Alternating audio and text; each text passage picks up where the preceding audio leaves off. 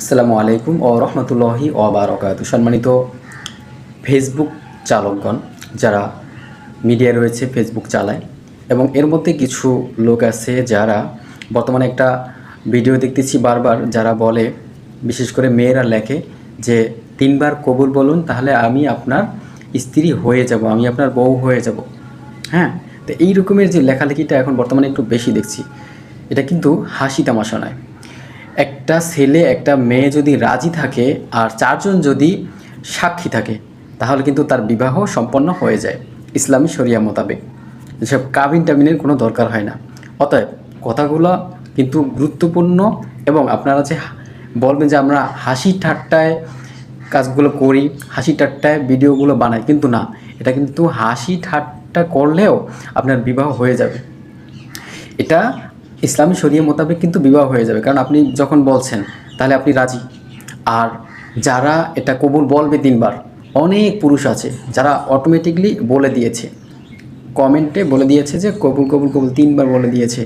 আর এই কবুল কমেন্টগুলো অন্য লোকে দেখছে, শত শত হাজার মানুষ তারা সেটা দেখছে এবং রিপ্লাই দিচ্ছে। অতএব সাক্ষী কিন্তু শুধু 4জন না, অসংখ্য সাক্ষী রয়েছে। অতএব আপনার সাথে কিন্তু বিবাহ হয়ে গেছে, আপনারা ঘর সংসার করতে পারেন। ফাজলামতি করতে আসবেন না, এরকমের মহাবিপদে পড়বেন। মহাবিপদে, এই দুনিয়ায় না, আখেরাতেও মহাবিপদে পড়বেন।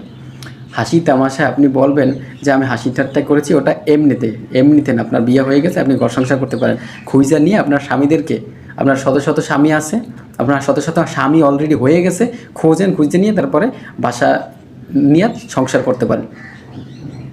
ভালোভাবে মাসালা জানি না, তারপর কাজগুলো করবেন। ভালোভাবে মাসালা জানি না, তারপরে 4জন সাক্ষী আর ছেলে মেয়ে উভয় যদি সম্মতি থাকে বিবাহে, তাহলে কিন্তু বিবাহ হয়ে যায় শরিয়া মোতাবেক। অতএব সেটা কিন্তু অলরেডি হয়ে গেছে, সাক্ষী অসংখ্য আছে, ছেলে রাজি, মেয়ে আপনিও রাজি।